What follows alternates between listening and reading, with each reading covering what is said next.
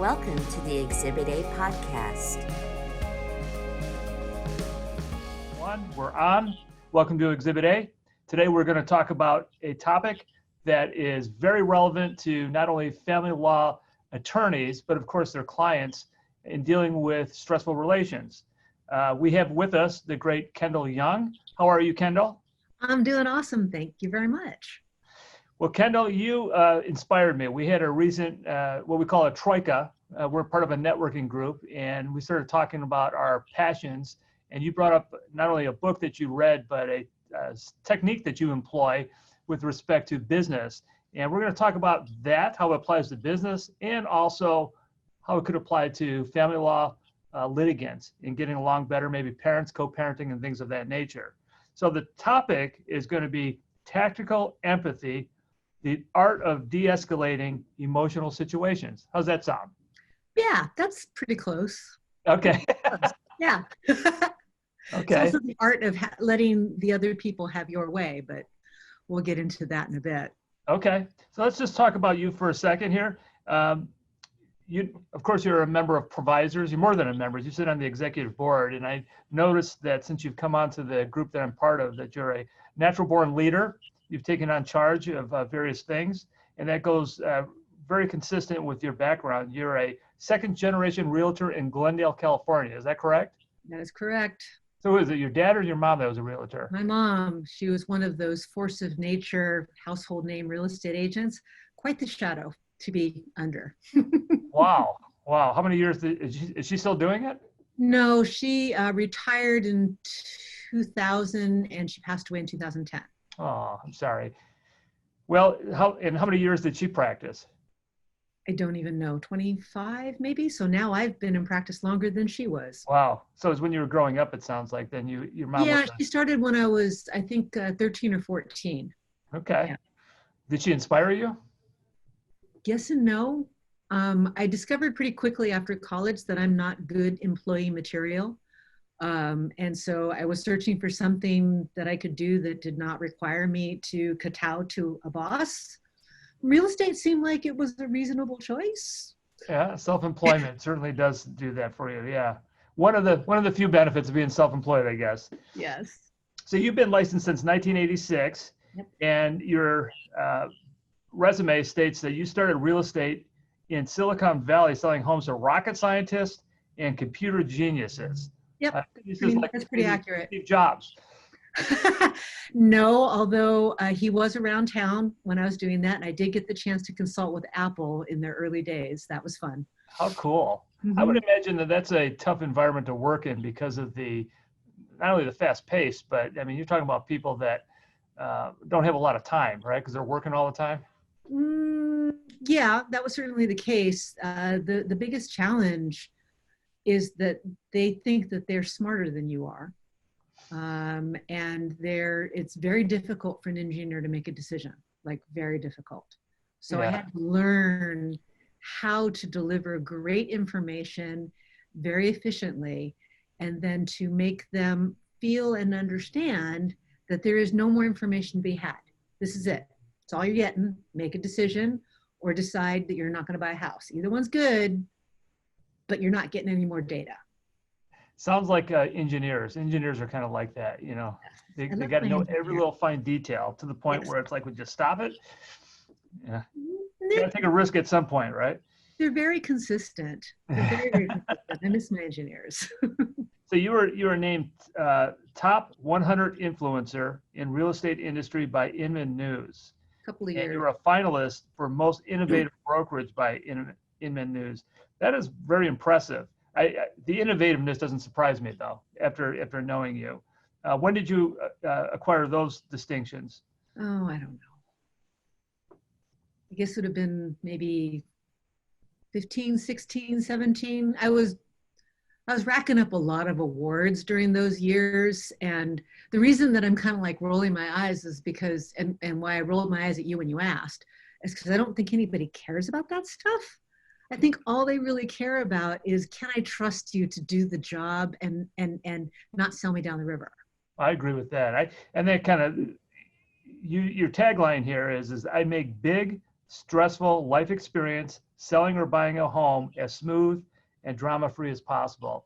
And from talking to you, that's really what is the key to your success, right? Is you've learned really what works for you and what should work for just about everybody, right? Well, I am obsessed with, this is going to sound really trite. I'm obsessed with figuring out how to deliver the best real estate experience. And I don't mean everybody sits around kumbaya and, meditates together. I mean, this is a really scary, stressful situation, whether you're doing it because you got a big promotion on your job and you can afford a better, fancier, awesomer house, or if you're going through a divorce and you feel like your life is falling apart around your ears. Both of them are super, super stressful. So let's not figure out how to sell more houses. Let's figure out how to sell a house with as little carnage, as little drama, as little stress as we can possibly eke out, knowing that I can never make it not stressful. Awesome. You know what? That sounds like a much nicer practice as well. So that really goes back into our topic today, tactical empathy. What does that mean? So I read this book. Many of you have probably read it. It's called Never Split the Difference. And the author is Chris Voss, who was a former head of hostage negotiation for the FBI. Kind of a stressful job, right? And he spent his life negotiating with psychopaths and unreasonable human beings for other people's lives. And when he retired, he thought, can I use those techniques, those negotiation techniques in business? As it turns out, not only can you do it, but it is fundamentally more respectful, more empathetic than current business negotiation tactics. And it worked really, really well to save lives. And interestingly enough, it works really, really well for people to get the best that they can get in a business situation. Okay. Can you maybe talk what you think is the traditional way that it doesn't necessarily work? So I'll use these examples as they pertain to real estate, but I would guess that most of your listeners, if they haven't already bought a house, they've at least shopped for one, maybe come into an open house. For grins and giggles, if nothing else. It's a contact sport here in California to go to open house, right? It is. So when you go into an open house, a very common open-ended question, that's a good business tactic, right? Use an open-ended question. So the real estate agent would ask you a nice open-ended question. So what kind of a house are you looking for? Innocuous. The real estate agent thinks that they are being helpful, that they are being of service. They will identify what the guest wants to buy, and then they have a shot at suggesting a solution, which would be the perfect home that they're going to want to buy, obviously, right this very second. In fact, the moment that we can leave the open house, we're going to show it. The tactical, empathetic way says this open-ended question is actually received as a manipulation by the open house guest. Which is why when I asked that question for the past 32 years, the open house guest would say, oh, nothing fancy, 3 bedrooms, 2 baths, doesn't have to be remodeled or really great, just something that's livable. And my response internally and sometimes on a bad day externally would be, would you like some indoor plumbing with that as well? Because the answer is calculated to tell me absolutely nothing about what they want.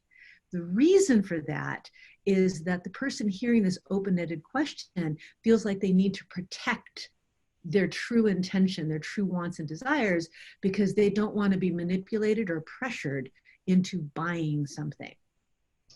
So a tactically empathetic way is, instead of asking a question to discover information, to use a label to discover information. So what's the difference? A question is requiring the user to figure out really quickly, they're calculating, what will this answer, if I answer this question, what will it reveal about me? How is it going to hurt me? you're an attorney, so anything that I say can be used in a court of law against me. Okay, there's been enough Law and Order episodes that everybody is thinking, yeah, I don't want to tell this person too much. I keep my cards close to the vest. See those poker players that do this? Right. That's what open house guests do, right? So a label is a very different technique. Instead of saying, what kind of house do you want? You look at the person and you label what you see, what you observe, and what you guess to be true. Okay, so an example would be, this is going to sound really stupid, and you're going to hear it, you're going to go, no way that works. Trust me, it does. It's crazy. Looks like you're here to buy a house. I mean, that sounds stupid. They came into my open house. Duh, isn't that what they're there for? No, about 60% of the people that come to my open house are not there to buy a house. They're there to get design ideas. They're there because they're curious what their neighbor's house looks for. They're there because they had nothing better to do on a Sunday afternoon. They're there because they just want to be the person who knows what the house is going for when they go to the office coffee, bar, whatever. Let me right? stop you there, Kendyl. So I shouldn't feel guilty when I do that, when I drop by. Okay. Okay. Well, you can always do it at my open house. I'm cool. Go ahead.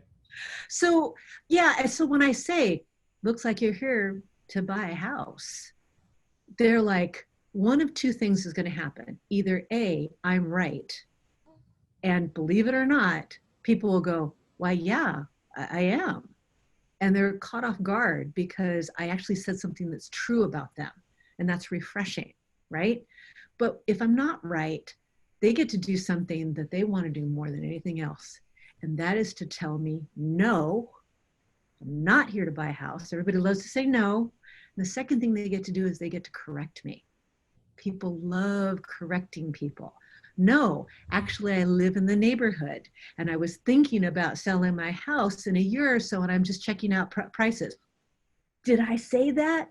Did I just tell a real estate agent that I might want to sell your house? Yes, you did. Because I just labeled what I saw and you got to correct me. So 2 techniques, one been taught since Lawrence Fishburne, what was his name? No, Dr. Fishbeck, and I forget the other guy, Getting to Know or Getting to Yes. Remember that book? Yeah, I know the book, yeah. Yeah, we all know that book. The techniques that have been taught since they wrote that book in the 50s, and now we're using a new technique. Just label what you see, what you feel, what you think is true for them. And you're either going to discover that you're right because they go, how did you know that? Or they're going to correct you. Either way, you're going to learn a whole bunch, and the person who receives the label isn't going to feel manipulated. They're going to feel powerful and in control and respected. Kendyl, let me just jump in here for a second. I'm looking for cars. I go to a car dealership, and I'm circling, that beautiful blue sports vehicle that's in the center of the lobby. You know which one I'm talking about. The one that's just like polished and way too expensive. And I'm looking at it. The angels are singing as you look at it. Yes. I mean, my adrenaline's pumping, but it's a fantasy more than a reality. I just happen to be walking by and I wanted to see it. And somebody comes up to me and says, "You look like you're in the market to buy a car." That would be terrible, wouldn't it? It scared me. I mean, it'd be like, whoa. Don't give me the sales pitch, and right. I'll leave if you want me to. I'm really here to look at the car, Right. So tell me why my reaction isn't bad. In this particular instance, I would not have used that label because it would have felt really, I probably would have used a label more like, looks like you're really thinking about that car. Okay. Because that's what I would see, right? Or I might even look at it, it's like, I'll bet you're comparing that car to other ones in its class. Yeah. Or how about, you look like you really like that car? Would that work? Yeah, but that does, I mean, it's that does trend towards, manipulation. So you can't use just any label. Okay. You want to use labels that seem like they have a high likelihood for being true. Mm. Although sometimes I will use a label that I know is probably not true. It's called a mislabel because I just want them to react and correct me. Interesting. Right? It's a way of getting somebody to engage you too, isn't it? It is, again, when you ask people questions, they're instantly on guard, right? But when you say a label, even in the one that I kind of went, yeah, it's probably not a good label to use. It's like, look like you're, what did you say? It looks like you Looks really like like, you really like that car. you really like that car, right? The truth of the matter is, instead of giving you a non-answer, if you'd asked me that question, kind of like, oh yeah, well, it is pretty, I'd be like, I would probably tell you the truth. It's like, yeah, but I'm never gonna buy it. Right? Right. It would be truth. Right. It's probably because you're in the market for something a little less expensive then. Yeah, you might say it's like, and you use humor and deference. It's like, yeah, I fantasize about that car all the time myself. So seems then that you probably have a lower budget car in mind, or a more real budget car in mind. I'll bet you've done some research. Interesting. So, okay, you talk about this technique also helping people diffuse other people in stressful Yeah, situations. I've been doing a lot of that lately, haven't you? Okay. Yeah, especially with right now. I mean, we got to talk a little bit about what the market looks like right now and what your experience is out there and stuff. So why don't we do that first? Tell me what you're experiencing out there. Right now, people are really uneasy is too nice of a word. Um, the people that I deal with are generally, all intents and purposes, we're going to call them high net worth. I guarantee none of them feel like they're high net worth. But if they have enough shekels to rub together to even think about buying a house, they're high net worth, right? And they're looking at houses still because they still have a job and they still have a source of income. But at the same time, many of them are quite worried about the not too distant future. 3, 6, 12 months down the road, what are their finances going to look like? And even if they're not afraid of their personal income stream, they're afraid of the economic world that we are stepping into, and they feel unsettled because no one can tell them what to expect. Unsettled equals fear. Fear often translates into unhelpful emotional reactions. Yeah. Right. Yeah. The fear of the unknown is the worst because they don't even know where to place their fear. There's no edges to it. It's just fear. So we're dealing with that on the one hand. And yet on the other hand, especially if you're a home buyer, it looks like the world has been turned upside down on its head. We're seeing the deepest economic carnage we've ever seen in our current lifetimes, and yet there are people lining up 10 deep to buy any house that's listed under $1 million. Wow. Wow. It's pretty intense right now. And even from $1 million in our area, a high-end house starts at about $1.7 million. So mid-range, I know this sounds funny, but mid-range is about 900 to $1.5 million. And even those, they're not lined up 10 deep, they're only lined up 3 deep. Still kind of intense. Yeah. Yeah. At the same time, the buyers are wanting to future-proof themselves a little bit. So they need to believe that not only can they afford this house right now, but if the market goes to hell in a handbasket, they're not going to be hurt too badly. They don't want to buy an overpriced turkey. Right? So that explains why people are saying that the houses that are at that mid-range, like you talked about, are selling, but maybe there's a little bit of a struggle selling the high worth homes. A little bit. If I have a house it's awesome. In any other market, I would have had people 10 deep on this house. But it's a little bit tired. The house is tired. All the systems are tired. They're ready to go to sleep and be replaced. Right? You were selling property during the collapse of the banks in 2007, 2008. It was. Fear, the vision of driving through towns like Pasadena and seeing stores boarded up, the thought that we were in the Great Recession, that people for the first time in my life, we're making comparisons to the Great Depression. True. Does it feel any different right now than it did back then when we were going through that? It feels completely different.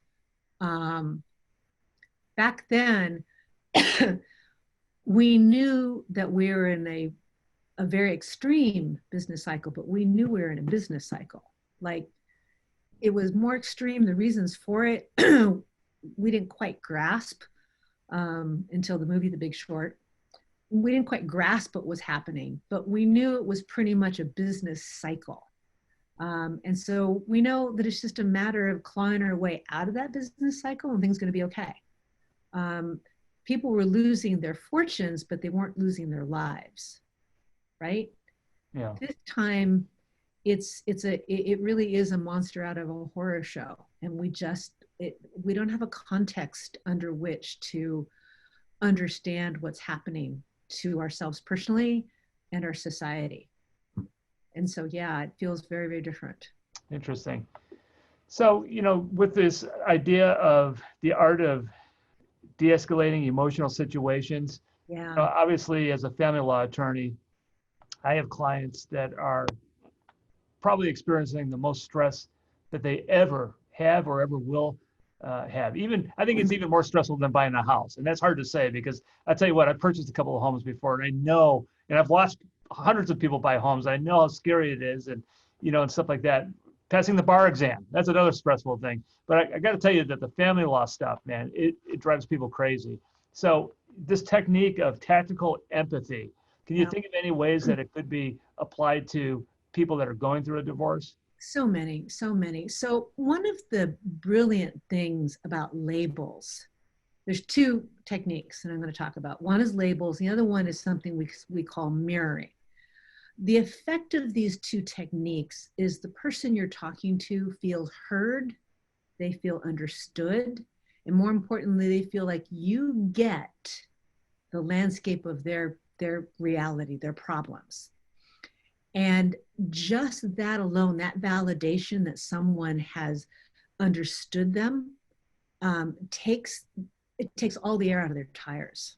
There's actually a third technique, the accusation audit. Hopefully we can get to all three of them. But so a label, somebody is across the table from you. For grins and giggles, and all I know about law, I saw on TV. So please forgive me if I've gotten it wrong. But I imagine that you might be at the table on one side with your client and the other attorney is on the other side of the table with their client. I've seen this in TV several times. And the soon-to-be former husband and wife they're spitting nails at each other. They can't hear what the other person has said. They're so mad and they're so hurt. And using a label, so let's just say the husband has said something like, all you want to do is spend, spend, spend. And, I can't, you can't wring blood from a stone.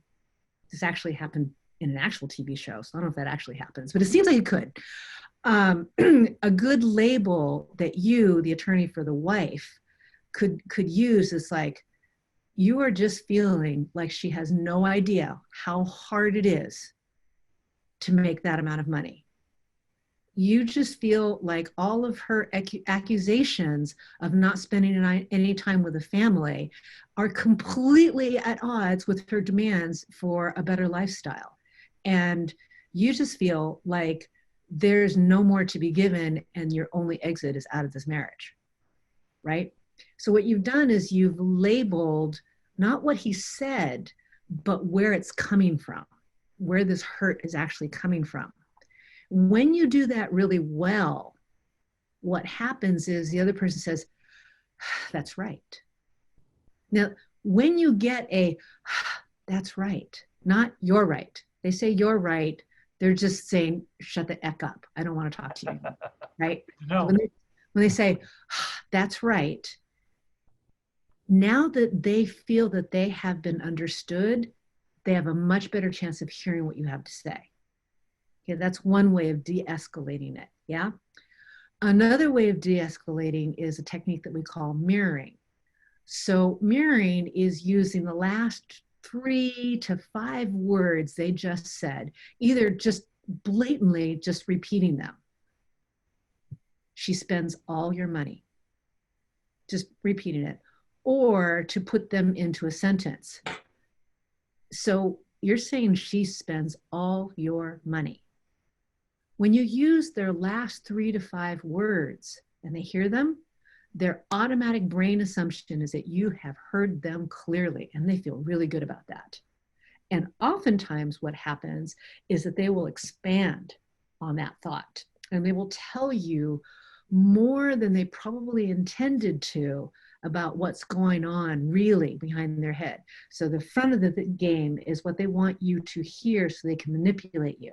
The stuff that comes from the subconscious, that's what's really going on.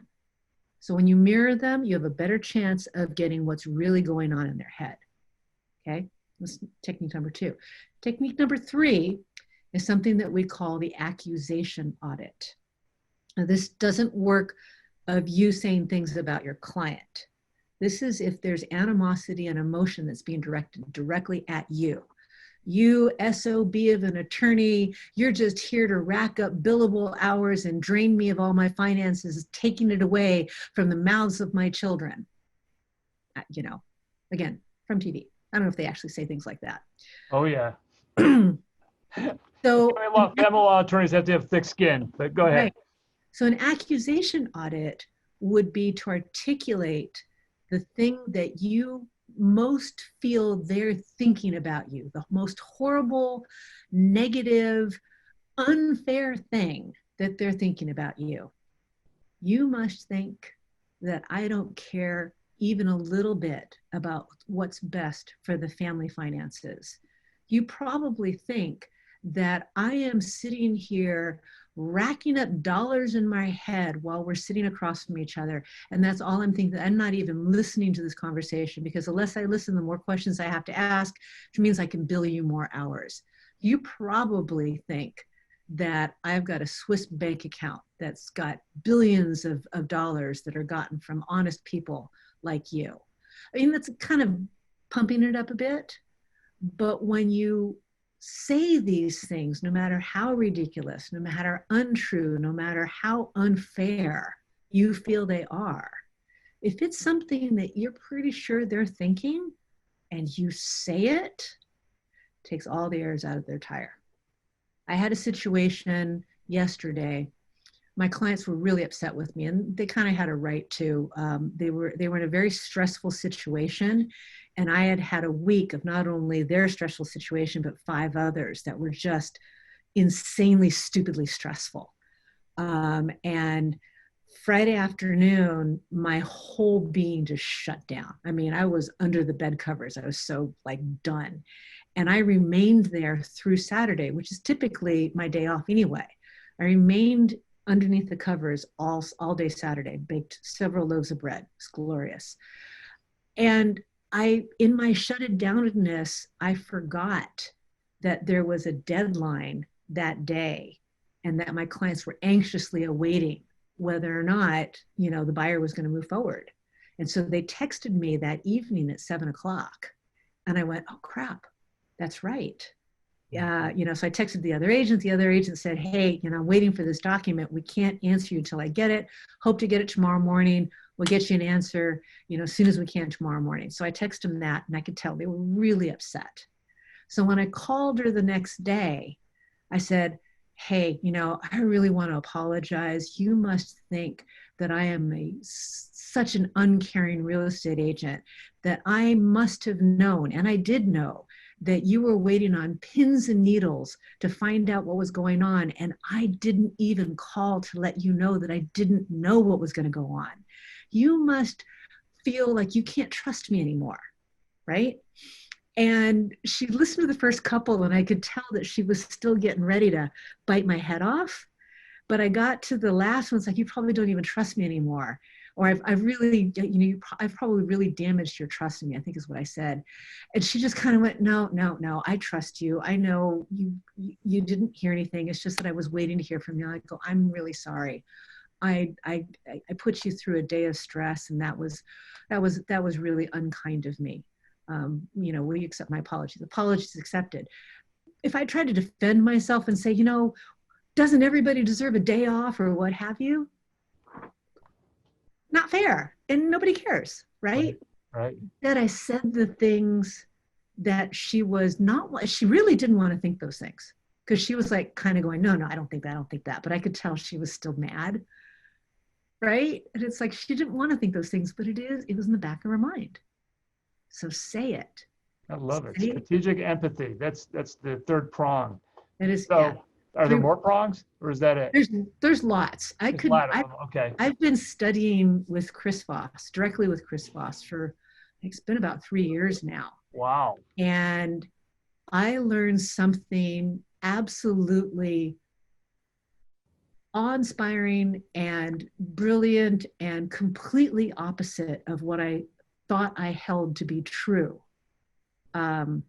Pretty much every conversation I get to listen in and talk to him in a group coaching situation once a month. It's crazy. So for mere mortals like me and some of the people in my audience, we wanted to get better at this.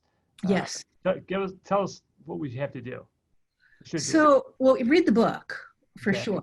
You want to read the book. There's 7 techniques. I gave you 3. They're simple techniques. You're going to read them and you're going to go, well, that's not too hard. I can do that. But to apply them, you have to jettison probably most of what you were taught or what you thought to be expert stuff as an attorney. You just have to, you're going to have to get rid of it.